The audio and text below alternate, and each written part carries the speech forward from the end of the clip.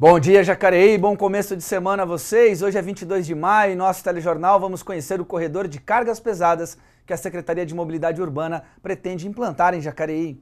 Você saberá a previsão do tempo, a localização dos radares móveis e ainda as vagas do PAT. E mais, no segundo bloco, o Bom Dia recebe o juiz Fernando Henrique Pinto para falar sobre um serviço que agiliza o funcionamento da justiça e que, por enquanto, não foi implantado na cidade. E a Prefeitura de Jacareí, por meio da Secretaria de Mobilidade Urbana, vai implantar um corredor de cargas pesadas nas principais entradas do município. Com isso, fica proibida a passagem de caminhões acima de 4 toneladas e 10 metros no centro da cidade. E para falar sobre esse assunto, conosco a engenheira Daniele Vilar, responsável pelo estudo que originou a criação desse corredor. Bom dia, Daniele. Bom dia, Elton. Tudo bem? Tudo bem. Então, a gente vai ver uma matéria sobre, ou aconteceu aqui na Câmara, uma audiência pública sobre o tema, mas de forma rápida. Como é que começou esse estudo? Quanto tempo vocês chegaram para fazer essa proposta desses corredores, para tirar esses caminhões, essas cargas pesadas do entorno da área urbana da cidade? A gente percebe que no município a gente tem uma demanda muito crítica de caminhões no centro da cidade, com problemas pontuais de caminhões muito grandes que não passam numa determinada via e acabam criando um grande congestionamento. E aí, desde que a gente entrou, há 4 meses atrás, a gente começou a estudar isso e perceber todo o entorno dos estudos antigos, de demandas antigas dos munícipes de reclamação desse assunto. E aí a gente montou aí um plano, conversamos com diversos transportadores, comerciantes, com várias pessoas que utilizam, o transporte de carga, e aí a gente conseguiu montar uma proposta final, que é essa que a gente está aproveitando para implantar agora, pesquisando, ouvindo mais a população, para poder implantar com menos chance de erro possível. Justamente em função disso, nós tivemos uma audiência pública aqui na Câmara. Nós temos uma matéria sobre esse evento, vamos conferir agora. Uma audiência pública realizada no último dia 9 de maio na Câmara Municipal abriu a discussão para esclarecimento da implantação de um corredor de cargas pesadas no município. Idealizado pela Secretaria de Mobilidade Urbana, o projeto prevê melhorias no trânsito, mais segurança e preservação da malha viária de Jacareí. O secretário Edinho Guedes explica as motivações desta iniciativa. Ela é uma iniciativa para melhorar o trânsito, mas em especial é uma iniciativa que visa, em primeiro lugar, garantir a segurança da população. Porque muitas pessoas não sabem, mas dentro de Jacareí, hoje, por falta desse tipo de controle, transitam cargas químicas perigosíssimas que um acidente no centro da cidade causaria uma grande tragédia. O caminhão em rua apertada também ocasiona aumenta o risco de atropelamento de ciclista, já teve uma morte esse ano, inclusive dessa forma, aqui dentro da cidade. O ano passado foram 6 mortes. Mas o secretário revela que existe ainda uma terceira questão. E por fim, não menos importante, a questão de preservar o erário público, o dinheiro público. Por quê? O peso do caminhão, ele deteriora o piso asfáltico com muito mais rapidez. Então isso faz com que a população pague um prejuízo por isso, não só através dos impostos, mas também através dos seus veículos. Muitas vezes quebra amortecedor, quebra mola por conta dessa situação. Responsável pelo estudo do projeto para implantação do corredor, a gerente de planejamento de transportes, a engenheira Daniele Vilar, revela como começou todo esse trabalho. Pelo número alarmante de acidentes com vítimas fatais do ano passado. Foi um número muito alto e a gente começou o estudo a partir disso. Então, a gente olhou as principais vias, as principais entradas da cidade, o número de caminhões que tinham, e aí partimos para uma contagem de quantos caminhões seguiam para uma rota onde ele não teria muito o que fazer na cidade, vamos dizer assim, Então, uma rota que não seria uma rota de entrega, que poderia ser uma fuga de pedágio. Então, a gente começou a quantificar esse estudo para conseguirmos saber quantos caminhões a gente pode tirar do centro, e quanto a gente vai reduzir aí de tráfego e do impacto que vai ter para a nossa cidade. O estudo apresentou dados surpreendentes. Segundo informações dos radares, 7.500 caminhões passam diariamente pelo município. Destes, apenas 1.500 têm placas da cidade. Por isso, foram criadas 7 rotas que serão implantadas por fases. Nestas rotas está prevista a restrição total dos veículos que pesam acima de 4 toneladas e têm mais que 10 metros de comprimento ao centro da cidade. Mas haverá fluxos de exceção após cadastro na prefeitura. Nós acreditamos que em 90 dias a gente consegue concluir a implantação dele. Claro que é um projeto que não tem fim, né? Que a gente conclui a implantação dele do jeito que está e a gente vai adequando às necessidades da região. A primeira fase contempla a Rota 1, na Avenida Lucas Nogueira Garcês. O processo de implantação prevê sinalização das vias, blitz educativas, divulgação e, enfim, fiscalização sob pena de multa. Os vereadores que compareceram à audiência, doutora Márcia e Arildo, consideraram o projeto benéfico à população. Quando a gente faz os corredores de carga, a gente minimiza o impacto que a população vem sofrendo ao longo dos anos, com cargas estacionadas em locais errados, o excesso de caminhões invadindo a nossa cidade, fugindo do pedágio. Para a cidade ele é muito bom. E tendo, né, como visão de uma cidade para a população, para os pedestres, para as pessoas, os ciclistas, né, principalmente, a gente vê que essa ideia ela vem só a colaborar com a diminuição dos índices de acidente. Nesta primeira audiência foram esclarecidas as dúvidas de várias pessoas de diversos setores. A próxima audiência foi marcada para o SEST-Senat, para os transportadores, mas novas reuniões poderão ser realizadas. O diretor de transportes, o engenheiro Marcos Tadeu de Oliveira, fala da iniciativa. Quanto mais pessoas a gente ouvir no município, independente da legislação de mobilidade urbana, independente da legislação do Código de Trânsito Brasileiro, a gente precisa entender também o que os munícipes acham e o que eles pensam e o que eles têm para nós. E trazer os pedidos e as sugestões. Quando a gente faz um projeto desse, a gente está pensando no público, né? A gente não consegue pensar no individual. Então, é claro que alguns transportadores, algumas pessoas, alguns comerciantes não vão estar totalmente satisfeitos com o projeto. Mas, se parar para pensar um pouquinho com a consciência de cidadão, a gente percebe que a gente pode adequar, flexibilizar de um lado e de outro, e a gente consegue aí chegar num denominador comum. Muito bem. Daniela, a gente acompanhou aí a matéria, a preocupação dos vereadores, também da secretaria. Esse corredor ele é importante, vai tirar esses caminhões do centro da cidade, mas nós temos 3 dimensões aí que são importantes nesse processo. A gente fala da fluidez do trânsito, Jacareí é uma cidade pequena, a gente que anda de carro aqui percebe isso, né, no dia a dia. É uma cidade, quando eu digo pequena, eu digo as ruas do centro, sobretudo do centro, são estreitas, né? Tem a questão da segurança, você fala na matéria também de vítimas fatais em acidentes. E tem a questão do patrimônio público, né? Eu e a Patrícia conversamos aqui outro dia com a diretora do Arquivo Público, ela falava da questão, uma das principais questões na preservação desse patrimônio também passa por essa questão do trânsito da cidade, porque os caminhões passam, isso provoca rachaduras, são prédios antigos. Tem como elencar esses 3 elementos, qual que é o mais importante? É isso mesmo? Falta algum elemento que é importante para isso? Exatamente. A gente trabalha sempre com essas premissas, né? A gente lá na secretaria usa muito, a segurança é o nosso primeiro pilar, né? Então todo mundo acha que o trânsito tem que cuidar da fluidez, mas o que a gente usa primeiro é a segurança. Então, os caminhões no centro da cidade, nas vias estreitas, junto com o pedestre, com o ciclista, com os carros de passeio, eles não funcionam, a gente percebe isso. A ideia então é tirar esse caminhão do centro, primeiro pela segurança, segundo, pela fluidez, né? A gente percebe também em horários de pico alguns caminhões na Rua Barão, em ruas que não deveriam ter, às vezes né? eles não conseguem virar, né? A rua... Exatamente. E aí, o terceiro pilar justamente é esse, né? A gente cuidar do patrimônio. Porque a nossa cidade ela é antiga, ela não foi construída para aguentar todo esse peso de caminhões, né? E a gente tem algumas galerias e tudo que não suportam mesmo. Então, a gente tem aqueles problemas do SAI, de via, de buraco e tudo mais, por conta disso que a gente não olha, né, para esse caminhão passando na cidade como tanto prejuízo para a cidade. Daniela, na matéria, o secretário de Mobilidade Urbana comentou que as cargas dos caminhões muito pesados serão repassadas às transportadoras. Como que vai funcionar isso? Isso. Inicialmente, a gente já conversou com algumas pessoas que usam grandes cargas, né?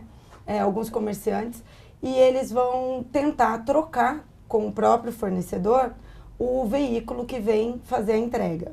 Esse veículo ser um veículo menor e, caso eles não consigam trocar, nós vamos fomentar um novo negócio na cidade, que é justamente nessas vias da rota, ter locais para fazer transbordo.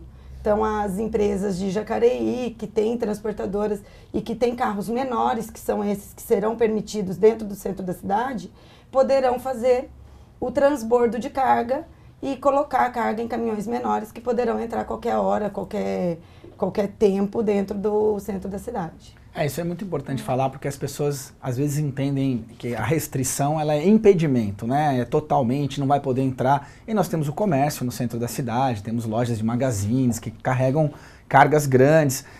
Como é que está sendo o diálogo com esse segmento, não só as transportadoras, que são proprietárias de caminhões e tal, mas também com os comerciantes que precisam abastecer seus comércios que estão no centro da cidade? Elton, a gente tem feito muita reunião individual, né? A gente está abraçando todo o projeto, inclusive toda a carga e descarga do município em local que não é permitido, tem passado lá por nós, porque a gente está estudando como que a gente pode melhorar essa fluidez. E a gente, fazendo isso, a gente está conversando individualmente com cada um dos empresários que utilizam isso.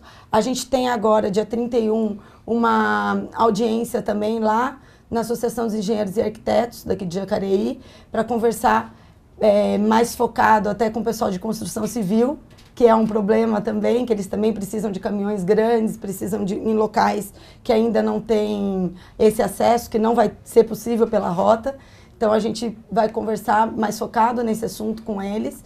A gente está fazendo no Instituto Técnico Federal também uma audiência no dia 7 de junho, para conversar com os estudantes de logística, porque a gente percebe que empresas grandes da nossa cidade não têm um plano logístico.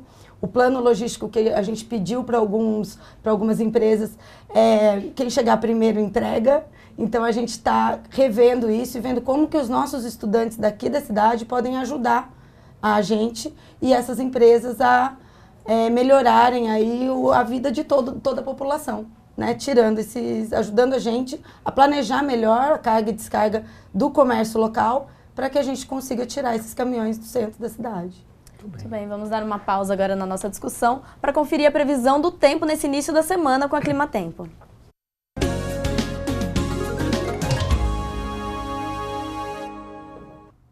Muito bem, depois da chuva que caiu ontem o dia inteiro, a segunda-feira aqui em Jacareí terá ainda céu encoberto, com possibilidade de chuva a qualquer hora do dia. A umidade relativa do ar fica em 78%, com 78% de chance de chuva. A mínima fica em 17 graus e a máxima não deve passar dos 23. Já amanhã, a chuva pode parar um pouquinho, ela dá um tempo e o céu fica mais limpo. O sol aparece pouco, a umidade do ar fica em 55%, sem possibilidade de chuva. Os termômetros devem variar entre 12 graus de mínima, ainda segue o frio, e máxima de 23 graus. E já que estamos falando de trânsito, confira agora a localização dos radares móveis e fique atento à sinalização. Hoje, segunda-feira, os radares estarão nas avenidas Pensilvânia, Malek Assad, Ademar Pereira de Barros e Presidente Humberto Castelo Branco, e também nas ruas Bom Jesus e Tiradentes. Amanhã, terça-feira, os radares estarão nas avenidas Dom Pedro I, Major Acácio Ferreira, Avenida das Letras, Maria Augusta Fagundes Gomes, e também nas ruas Padre Eugênio e Expedicionário Armando Cavalcante. Muito bom. Daniela, na reportagem nós vimos aí que cerca de 7.500 caminhões pesados passam por dia na cidade. Nós temos aqui em volta da cidade muitas empresas de logística, indústrias. Esses caminhões que entram na cidade, você teria como precisar se eles fazem parte dessa economia local que está instalada aqui na cidade, ou é gente que está fugindo do pedágio e está atravessando nossa cidade para não pagar ali o pedágio, sobretudo da Dutra? Hoje a gente não consegue precisar com exatidão esse número, né? De quantos são fuga de pedágio mesmo. Mas as rotas de fuga de pedágio são as que têm maior fluxo de veículo.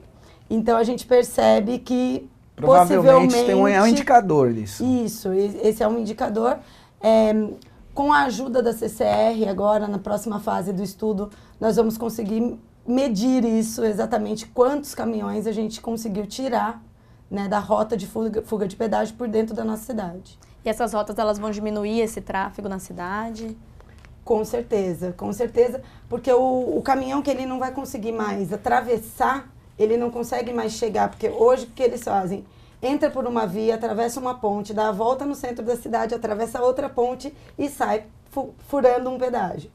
Então eles não vão mais conseguir fazer isso, né? A rota ela termina na cidade, ela não dá a opção de atravessar. Então eles vão acabar tendo que optar pela Dutra. Sim. E aí com a ajuda da CCR a gente vai conseguir saber o volume de caminhões que estão aumentando no pedágio dela. Vão diminuir as fugas aí dos pedágios. A gente acha que tem Exatamente. a gente tem uma arte aí das rotas. Vamos conversar um pouquinho sobre elas. A gente tem aqui, ao total, são 7 rotas que estão dentro desse planejamento. Exatamente. Você pode dar uma geralzinha para a gente entender um pouquinho melhor? Sim. Nós mapeamos as principais entradas da cidade de Jacareí, né? E aí são essas rotas que a gente acabou montando como as principais causadoras desse fluxo de 7.500 caminhões dia. Fazendo com as premissas de que toda rota tem que ter um jeito dele retornar, tem que ter um retorno para o caminhão. E que todos consigam abastecer as principais indústrias da cidade, nós chegamos a esse desenho aí de 7 rotas, onde serão possíveis os caminhões entrarem, eles terão locais para ficar, todas essas rotas têm um local, né, tem um posto de gasolina, um estacionamento de caminhões, onde eles podem estacionar seus caminhões, e assim eles voltarem a abastecer as principais E vão ter os horários aí. Aí a gente tem um mapeamento das rotas com mais ou menos o número de veículos que vão acessar essas rotas, ou isso já é o dado do que acontece hoje? Isso é o dado do que acontece hoje, são dados dos radares, né, de quantos veículos a gente tem por dia na cidade, né? Você percebe que na Getúlio Vargas entram mais de 2.000 caminhões por dia. Na Nilo Máximo, 1.400, a Nilo Máximo é uma das rotas. E as expectativas são que diminua para quantos, mais ou menos, por dia? A gente acredita que com a proibição de seguir em frente, a gente consegue diminuir pelo menos pela metade esse número. Aí vamos ter, sim, os veículos que têm a ver com a cidade, que vêm fazer entregas, que vêm atender a demanda das indústrias aqui locais, e esses a gente consegue disciplinar, consegue normatizar o acesso e a circulação. Perfeito, Elton, exatamente. Eles vão ter que solicitar para nós um fluxo de exceção. Olha, eu vou realmente prestar um serviço no centro da cidade. Então, a gente vai deixar ele trafegar pela cidade, parar naquele lugar que ele precisa para descarregar e a gente vai indicar o melhor horário para isso. Se for preciso, nós vamos deslocar a gente para ajudar nesse trânsito, para ter mais segurança para o nosso pedestre, né? E para o nosso motorista. A ideia é que todos os que precisam realmente chegar ao centro solicitem isso. Né? Então a gente entenda e aí a gente acaba tirando realmente quem estiver fugindo do pedágio apenas. Quem não for gerar nada para o município acaba tendo que sair daqui. Com esse planejamento a gente consegue diminuir os impactos e consegue agradar todo mundo que precisa passar pela cidade, porque também esses caminhões estão abastecendo a cidade. São necessários também que eles entrem na cidade de alguma forma, seja com esse transbordo, com caminhões menores, mas a gente não pode parar totalmente essa circulação, né? Com certeza. Uma das premissas do projeto é justamente essa, é não atrapalhar o comércio nem os transportadores locais, mas deixar dentro da nossa cidade quem realmente vem prestar serviço para nós, e não os passantes que estão só fugindo do pedágio ou vindo só passar por dentro da cidade por algum motivo. Então a ideia é todos que precisam realmente estar dentro da cidade vão ter isso garantido por um fluxo de exceção. Talvez não no horário desejado, talvez com alguns ajustes, mas todos vão conseguir acessar onde precisam, quando precisam. Daniela, você falou de algumas audiências públicas, a gente vai ter um calendário, onde que as pessoas podem acompanhar essa discussão que está sendo realizada? E existe algum prazo de implementação para a finalização desse projeto, ele começar a valer? Sim, nós estamos trabalhando com o final de agosto, estarmos totalmente implantados. Então a gente começa a implantação agora em junho, né? Acho que na segunda quinzena de junho a gente já começa a sinalizar uma das primeiras rotas, para a gente poder começar a medir também todo esse fluxo. Vamos acompanhar pelo site da Prefeitura. No site da Prefeitura a gente vai ter um link de consulta pública, onde todo mundo que não puder ir em alguma audiência, que não puder participar, mas quiser achar que tem algo a contribuir com esse projeto, pode ir lá e dar sua sugestão, sua opinião, responder um questionário, para nos ajudar a formatar do melhor jeito possível, para que não tenham que ser feitos vários ajustes lá no final. Depois de implementar. Exatamente. Bom, Daniela, queria agradecer a tua presença. Tem algo mais que você quer dizer aí para a população de Jacareí que está nos acompanhando sobre esse corredor? Eu tenho um recado, que é assim, a gente tem que tomar um pouco de cuidado, que o bem público, ele sobrepõe a individualidade de cada um. Então, não posso dizer que o corredor não vai trazer alguma insatisfação, né, para algumas pessoas, mas com certeza ele vai ser o melhor para a população em geral. O mais importante está sendo feito com planejamento, estudo e participação das pessoas. Exatamente. Muito bem. No próximo bloco, o Bom Dia Jacareí recebe o juiz Fernando Henrique Pinto. Ele vai conversar com a gente sobre o Sejusc, Centro Judiciário de Solução de Conflitos e Cidadania. A gente volta já.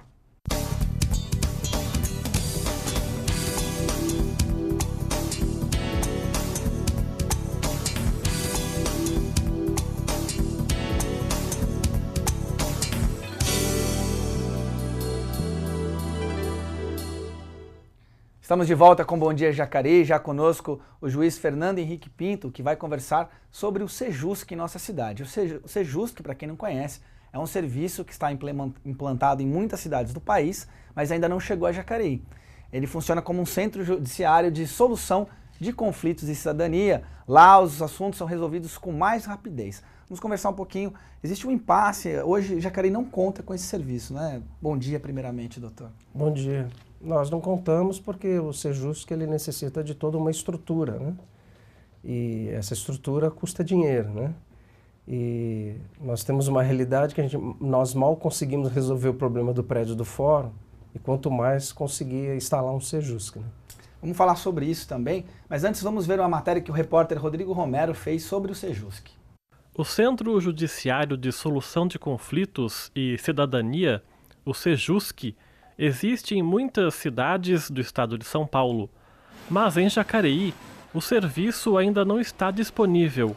Mas primeiro vamos entender o que é o Sejusc. Tem o objetivo de implantar uma cultura de pacificação, de ser um lugar que as partes que estão com algum problema com outra pessoa possam convidar essa pessoa a participar de uma audiência de conciliação ou de mediação e tentar resolver o seu problema sem ter que entrar no judiciário para isso.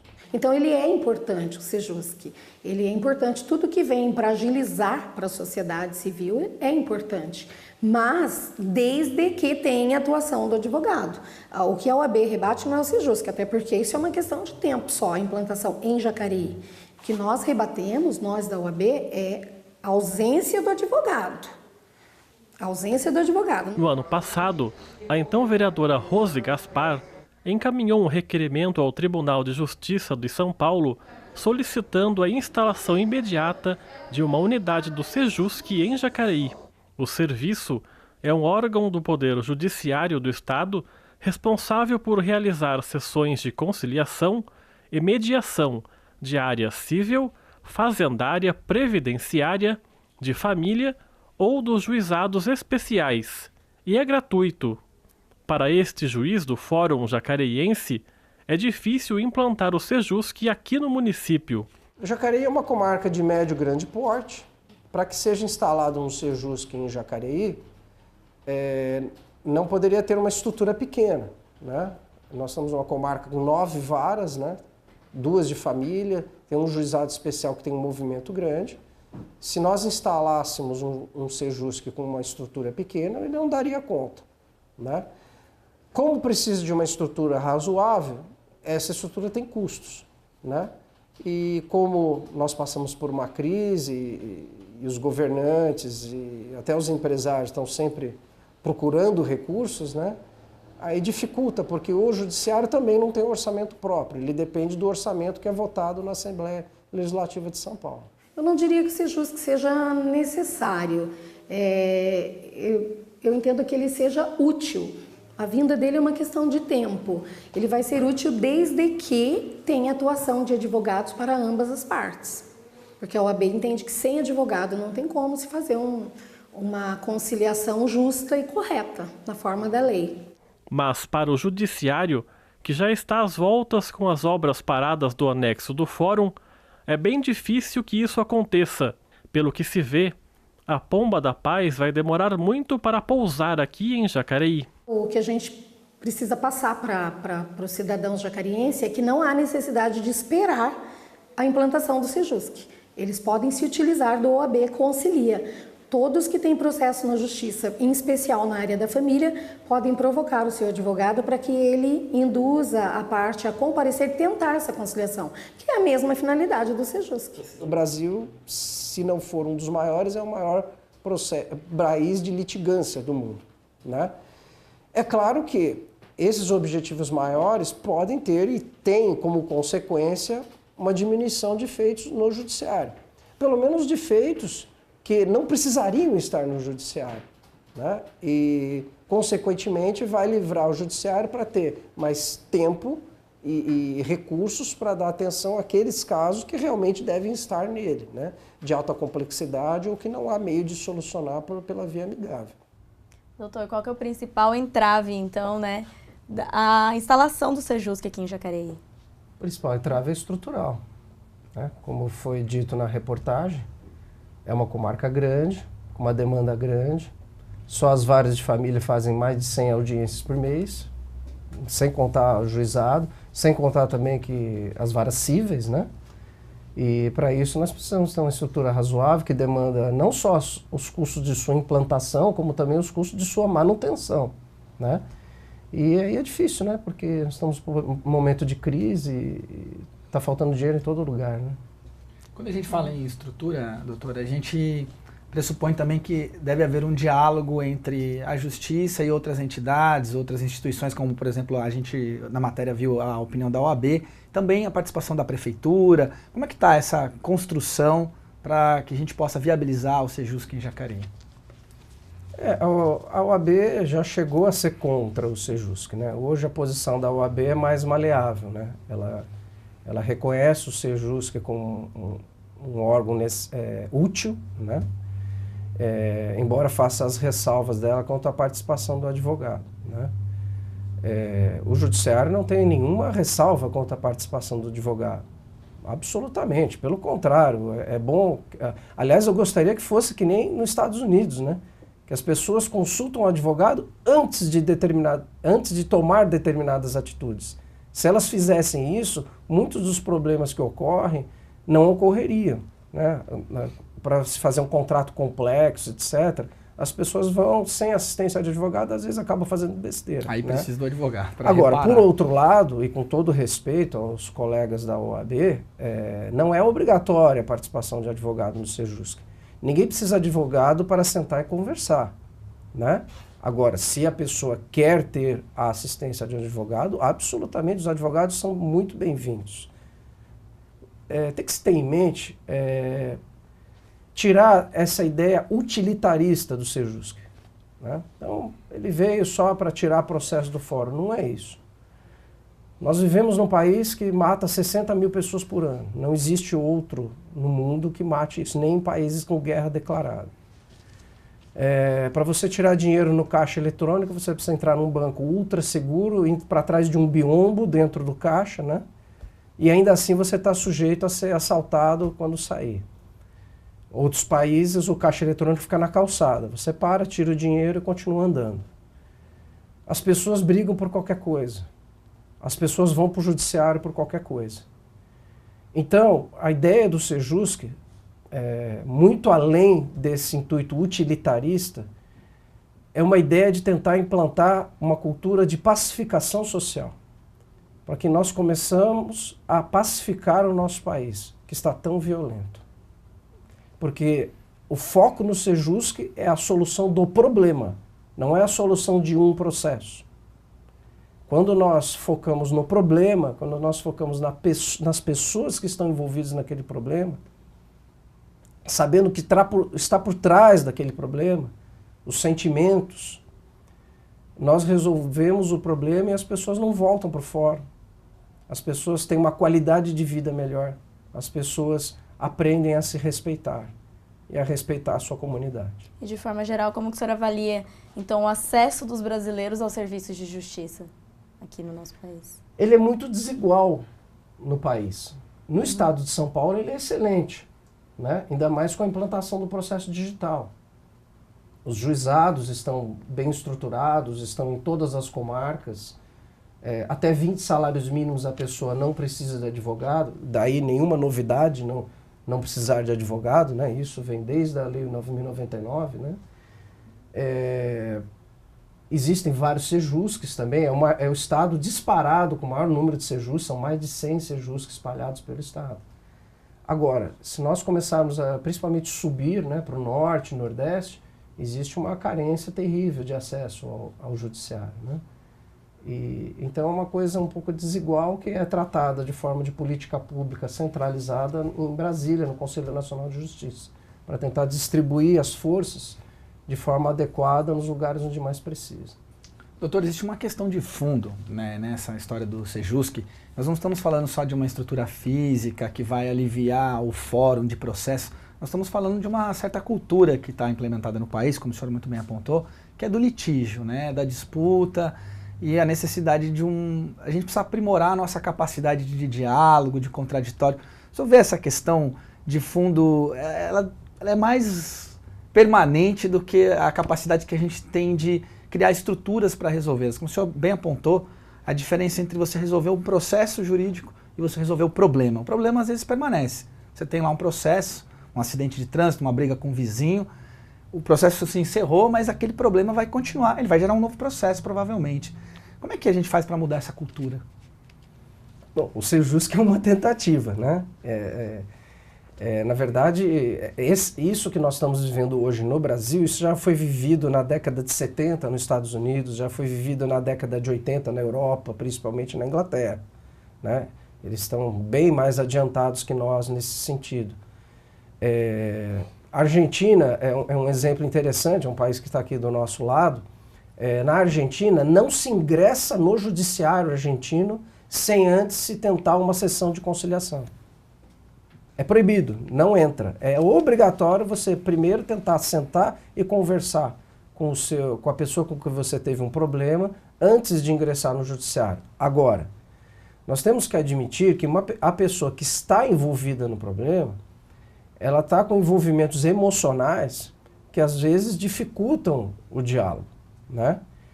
E onde que o Sejusc entra nisso? Ele é formado por um corpo de pessoas capacitadas para realizar uma conciliação ou uma mediação. Essa capacitação que é a cereja do bolo. Porque conciliação nós já fazemos no judiciário há décadas, né? Os processos já ajuizados. Mas sempre era aquele estudante de direito que ia tentar conhecer as coisas através da conciliação, aqueles advogados de boa vontade. Que uma aptidão. Que exatamente, mas a pessoa... Eu estou, nesse momento, terminando um curso de mediação e conciliação que foi ministrado pela Escola Paulista de Magistratura. Porque para ser conciliador e mediador no Sejusc, é obrigatório passar por esse curso. Não necessariamente da Escola Paulista, mas por um curso de conciliação ou de mediação homologado pelo Conselho Nacional de Justiça. E nesse curso eu verifiquei que existem inúmeras técnicas de conciliação e de mediação. Técnicas que têm que ser aplicadas, né? Porque as pessoas têm posições, por trás dessas posições existem sentimentos, né? Existem interesses, eles ficam escamoteados, né? O bom mediador, o bom conciliador, ele consegue trazer à tona isso.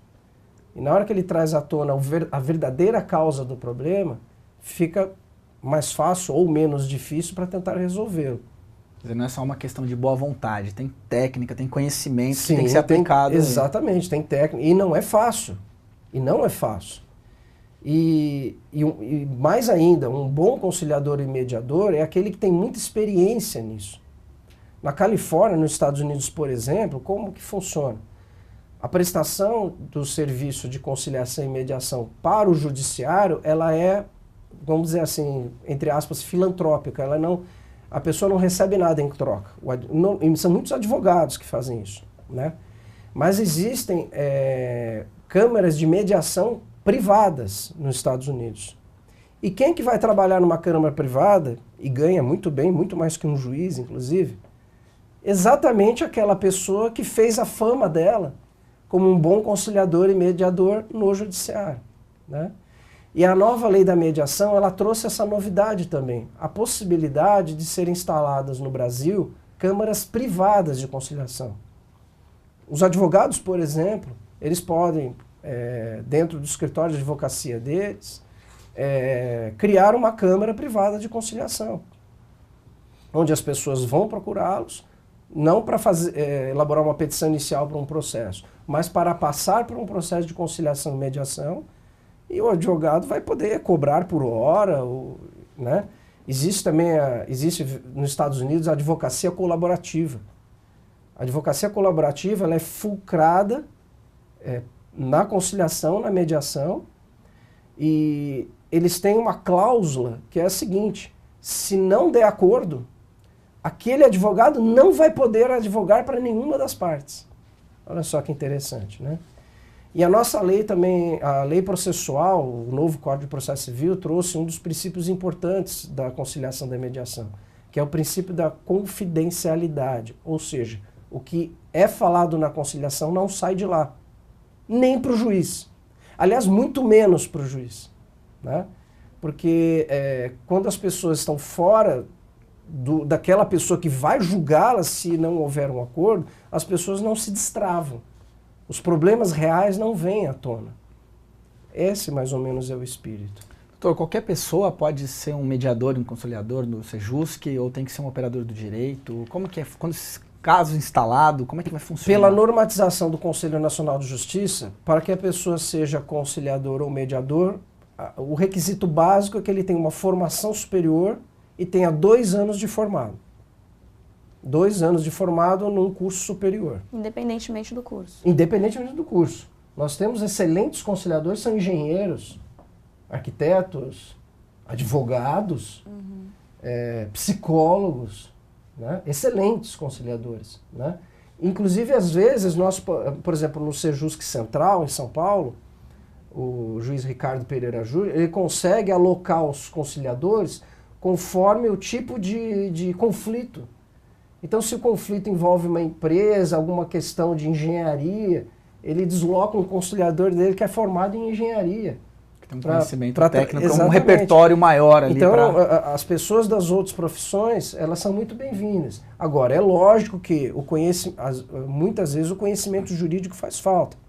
Daí que, se você tem uma conciliação, uma mediação, com um conciliador que é leigo na área jurídica, o advogado é muito bem-vindo.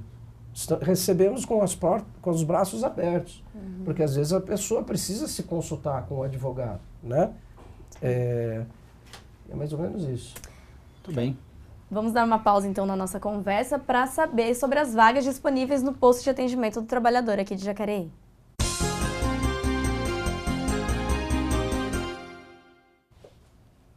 Bom, o Pátio de Jacareí oferece 3 vagas para empregado doméstico. Temos também 3 vagas para pedreiro, 2 vagas de supervisor de manutenção e 6 vagas para vendedor de serviços. O Pátio fica no Atende Bem, que funciona lá na Rua Barão de Jacareí, 839, no centro, de segunda a sexta-feira, das 8 da manhã às 4h30 da tarde. Muito bem, voltamos aqui ao estúdio, estamos recebendo o juiz Fernando Henrique Pinto, estamos falando sobre o Sejusc, estamos falando também sobre a questão do acesso à justiça e outros temas. Recentemente, né, a gente viu uma reportagem no Fantástico que trouxe a história da constelação familiar e agora estamos vendo desdobramentos na mídia sobre isso. Constelação familiar é também uma tentativa de resolver esses conflitos antes que eles cheguem a um processo. O senhor vê essas iniciativas todas, também não é uma resposta da sociedade, já que a gente vive tanto conflito, tanto litígio, de repente tem uma esperança aí de que a gente começa a pensar de uma outra forma, uma cultura mais de paz, algo assim? A sociedade está angustiada, né? Eu não conheço, não vou falar do que eu não conheço o sistema da constelação familiar, mas ela vem ao encontro dessa vontade de tentar solucionar o problema e não o processo, de ver as pessoas como seres humanos, não tentar resolver um problema numa sessãozinha de 15 minutos, né? Isso me dá oportunidade para apresentar mais ou menos a diferença. Eu falo muito de conciliação e mediação e... São coisas diferentes. São diferentes, embora o conceito mais moderno hoje diga que eles às vezes se misturam. Mas basicamente, a conciliação ela é mais adequada para problemas pontuais. Então, eu tive um problema com uma concessionária de energia. Eu tive uma batida de carro com uma pessoa que eu não conheço, que depois que resolveu o problema, eu também não vou cruzar com ela. Aí a conciliação, às vezes, funciona bem, né? É uma sessão mais curta, o conciliador ele tem a liberdade de, às vezes, oferecer dar uma sugestão de solução para aquele problema, né?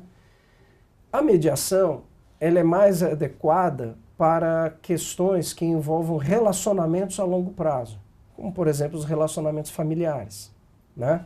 Ou relacionamento entre vizinhos. Então, os vizinhos, por exemplo, tiveram um problema pontual com um muro de divisão da casa. Não seria legal eles resolverem isso, se for possível, não pelo processo, né? Porque eles vão sair da audiência e vai resolver o processo, mas eles vão continuar vizinhos. Eles vão continuar olhando todo dia um para a cara do outro. Né? Que diria, então, das relações familiares, né? Então, na mediação, é que se faz um trabalho mais apurado de tentativa de resgatar os sentimentos, os interesses, e tentar ver onde exatamente está o conflito, porque às vezes o conflito parece que está numa determinada posição, mas às vezes ele está lá no fundo, é algo do passado que tem que ser resolvido, né? Embora mediação não seja terapia, né? Bem entendido, né? É mais ou menos essa a diferença. E a constelação familiar, eu acredito que venha a ser mais um instrumento de mediação, né? Doutor, mesmo sem o Sejusc ou a constelação que a gente citou aqui, no seu dia a dia, o senhor também tem que resolver esses conflitos de alguma forma. Como é que é um pouco a tua experiência? O senhor que é juiz da vara da família, né?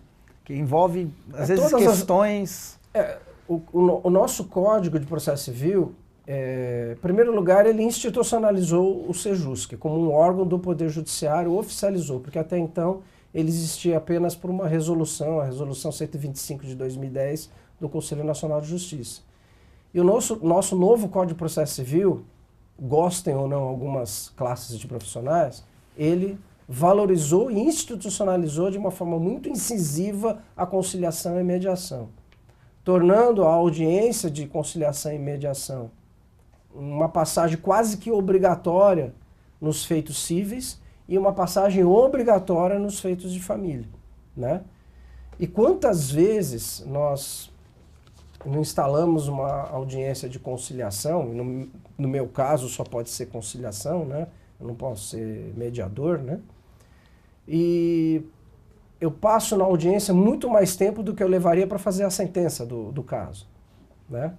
Mas ao final, às vezes de 3 horas e meia de audiência, nós saímos com a satisfação de ver as pessoas mais calmas, do problema resolvido e não só o processo, e de uma esperança que aquelas pessoas tenham uma vida melhor dali para frente.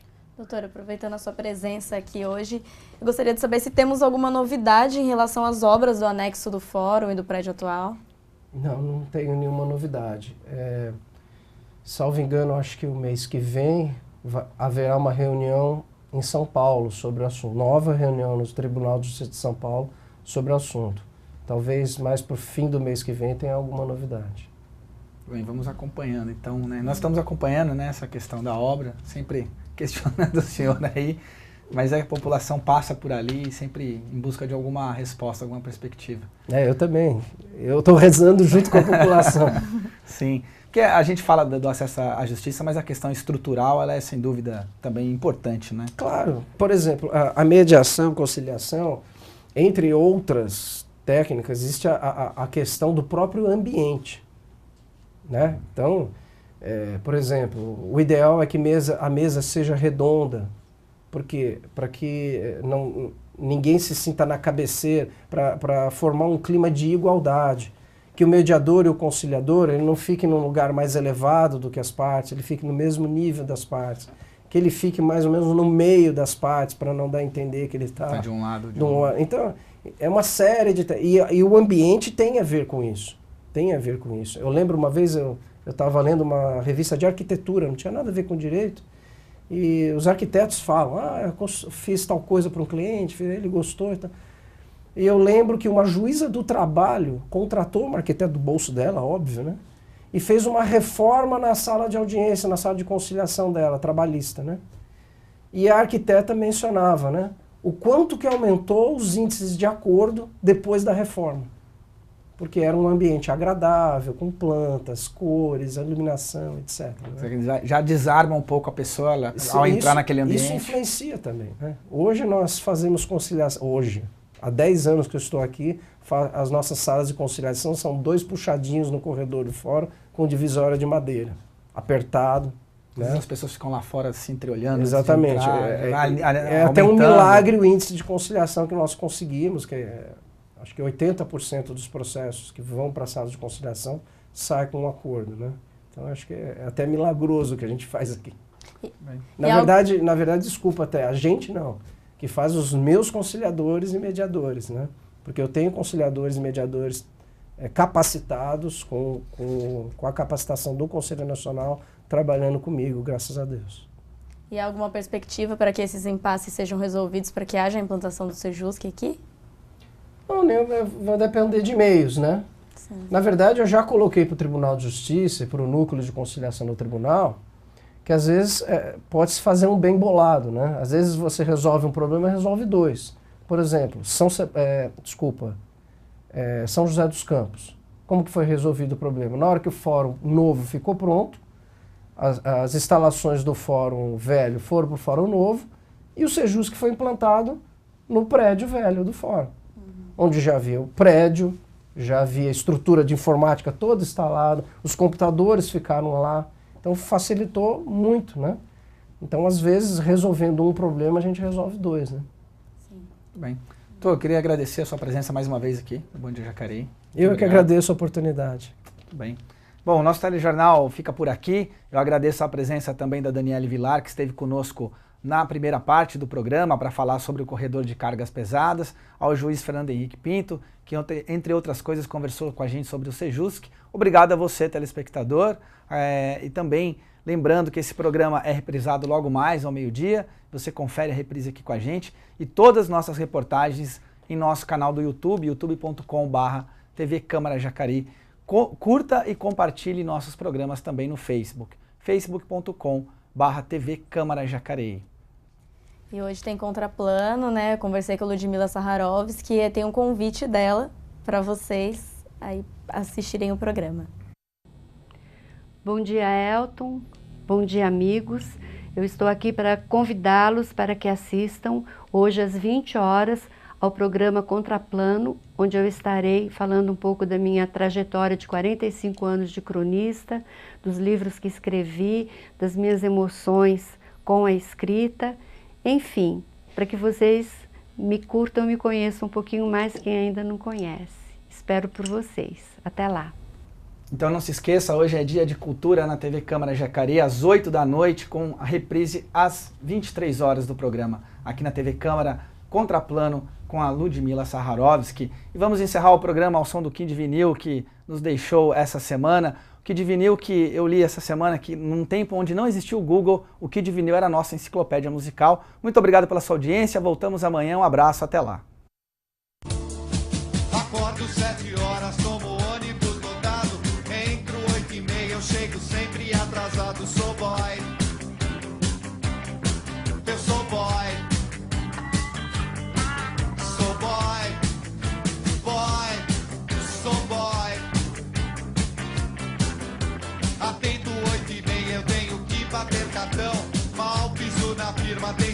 passo de montão, eu sou